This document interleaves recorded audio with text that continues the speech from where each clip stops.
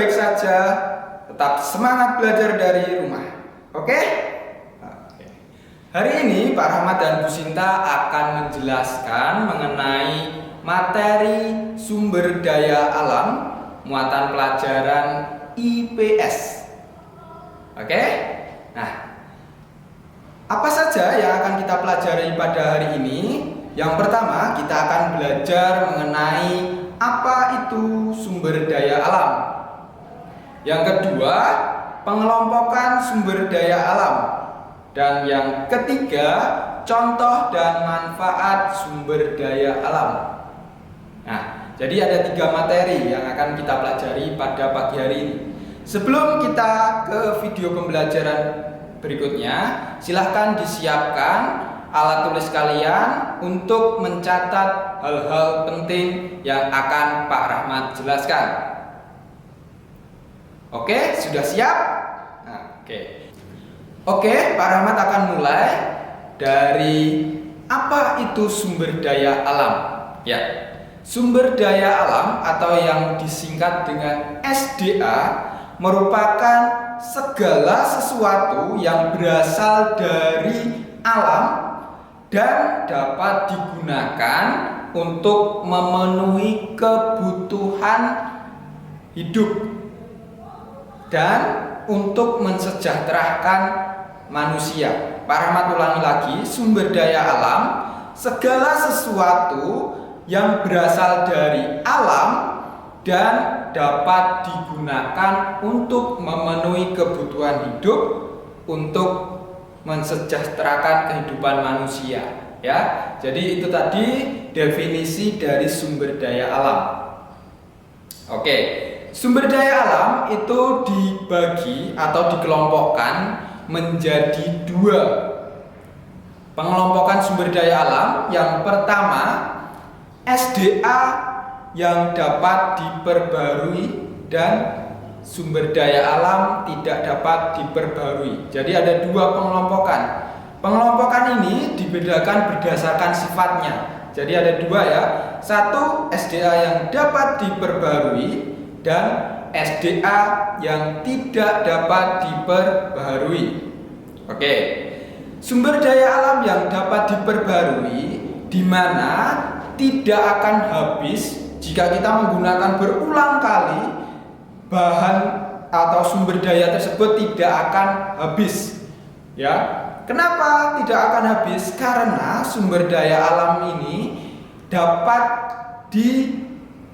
diperbarui, dapat kita tanam lagi, dapat kita buat kembali. Jadi kita gunakan, kita tanam, kita perbarui, bendanya akan muncul kembali. Itu sumber daya alam yang dapat diperbarui. Lalu sumber daya alam yang tidak dapat diperbarui itu seperti apa, Pak? Sumber daya alam yang tidak dapat diperbarui merupakan sumber daya alam jika digunakan terus-menerus jumlahnya akan semakin sedikit dan lama-kelamaan akan habis. Itu sumber daya alam yang tidak dapat diperbarui. Jika kita gunakan terus-menerus, maka sumber daya tersebut akan habis. Lalu contohnya. Nah, contoh dan manfaat dari sumber daya alam. Pak Rahmat akan menjelaskan contoh dan manfaatnya melalui video atau beberapa gambar yang akan Pak Rahmat tampilkan. Ya, silahkan disimak baik-baik. Nanti kalau ada hal yang asing, ada gambar yang asing, menurut penjelasan yang Pak Rahmat tampilkan kalian masih belum jelas, bisa tanyakan ke Pak Rahmat atau ke Bu Sinta. Oke? Mari kita saksikan video yang akan Pak Rahmat tampilkan. Sumber daya alam yang dapat diperbaharui. Yang pertama ada angin. Angin digunakan sebagai pembangkit tenaga listrik. Ya, bertenaga angin menggunakan kincir angin. Yang kedua ada air. Sumber daya alam ini digunakan untuk kehidupan sehari-hari sebagai minum, memasak, dan digunakan untuk pembangkit listrik tenaga air. Kemudian yang ketiga ada sumber daya alam tanah, digunakan untuk media tanam pertanian dan juga kita mendirikan bangunan di atas tanah. Yang keempat ada SDA tumbuhan.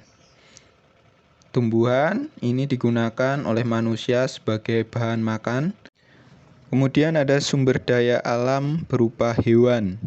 Ini digunakan atau dimanfaatkan oleh manusia, diambil daging, kulit, telur, dan kotorannya. Kotoran dimanfaatkan sebagai pupuk. Sumber daya alam yang tidak dapat diperbaharui. Contohnya, yang pertama ada minyak bumi. Berikut Pak Rahmat tampilkan bagaimana cara pengolahan minyak bumi. Minyak dan gas bumi merupakan hasil dari proses makhluk hidup purbakala yang mati dan terkubur selama jutaan tahun, mendapatkan tekanan dan pemanasan suhu tinggi, lalu kemudian berproses menjadi mineral. Untuk membawa minyak dan gas bumi sampai ke permukaan, dibutuhkan proses yang panjang dan mahal. Industri migas modern membagi proses ini menjadi dua tahap, yaitu tahap eksplorasi dan tahap produksi. Kegiatan eksplorasi dimaksudkan untuk menemukan cadangan migas, sedangkan kegiatan produksi bertujuan untuk mengangkatnya ke permukaan. Resiko terburuk dari kegiatan pengeboran adalah dry hole, atau tidak ditemukannya cadangan migas. Akan tetapi, keduanya tidak dapat ditemukan tanpa melalui kegiatan eksplorasi. Jika kegiatan eksplorasi berhasil, kegiatan dapat dilanjutkan dengan tahap pengembangan atau produksi. Kegiatan ini mencakup pengeboran sumur, pengembangan, serta pembangunan fasilitas produksi. Kegiatan produksi mengangkat minyak dan gas bumi ke permukaan. Aliran migas akan masuk ke dalam sumur, lalu dinaikkan ke permukaan melalui tubing. Minyak dan gas bumi kemudian dialirkan ke sumur, lalu naik ke permukaan melalui pipa salur. Setelah itu dialirkan lagi ke separator, yang akan memisahkan keduanya dari material yang tidak dibutuhkan, hingga akhirnya minyak dan gas bumi saling dipisahkan. Proses ini biasanya memakan waktu 6 bulan sampai dengan 3 tahun. Minyak dialirkan menuju tangki pengumpul, sementara gas dialirkan melalui pipa kepada konsumen. Nah, itu tadi video pengolahan dari minyak bumi. Dari minyak bumi tersebut dapat diolah menjadi beberapa bahan bakar. Yang pertama ada aftur, merupakan bahan bakar dari pesawat terbang. Kedua, ada bahan bakar yang digunakan sebagai kendaraan bermotor seperti mobil maupun sepeda motor, diantaranya ada solar, pertalite, premium, dan lain-lain. Yang ketiga ada parafin. Parafin ini digunakan untuk bahan pembuatan lilin. Sumber daya alam yang tidak dapat diperbaharui yang berikutnya adalah batu bara. Berikut gambar batu bara dan alat angkut batu bara yang digunakan di lokasi pertambangan batu bara. Berikut adalah gambaran atau situasi dari daerah pertambangan batu bara yang ada di Indonesia. Banyak digunakan kendaraan besar untuk mengangkut hasil tambang berupa batu bara.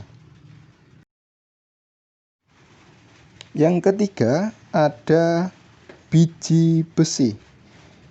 Ini digunakan untuk bahan pembuatan peralatan rumah tangga berupa sendok, garpu, dan sumpit. Yang keempat ada marmer. Digunakan sebagai bahan bangunan untuk lantai dan dinding rumah atau meja dan kursi. seperti pada gambar yang ditampilkan.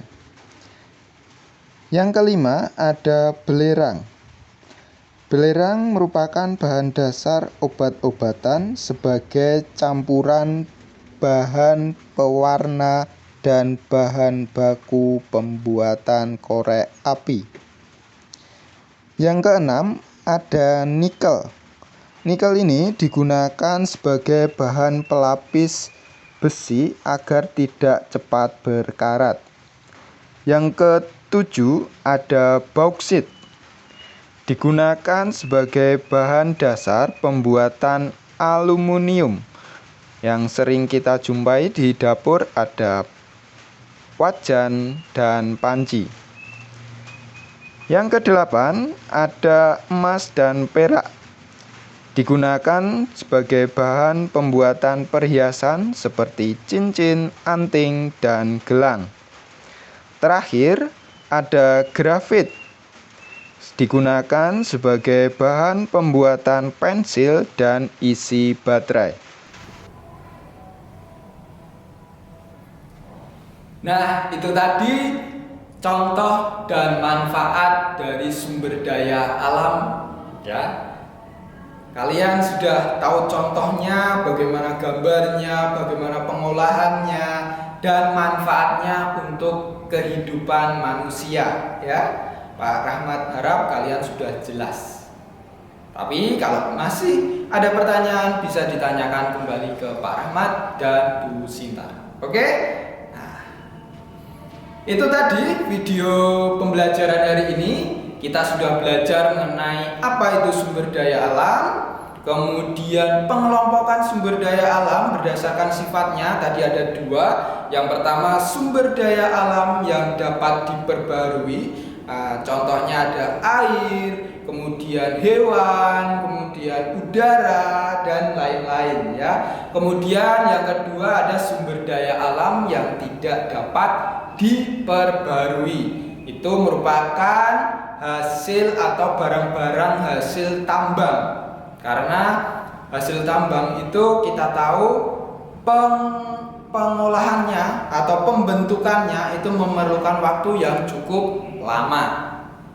Dan terakhir, kalian juga sudah melihat contoh dan manfaat dari sumber daya alam. Itu saja video pembelajaran kali ini. Pak Rahmat harap kalian sudah paham dan jelas. Kita akhiri video pembelajaran kali ini. Semoga kita bisa berjumpa lagi di video pembelajaran berikutnya. Oke, sampai jumpa dan selamat belajar dari rumah. Tuhan memberkati. Bye bye. Sampai jumpa.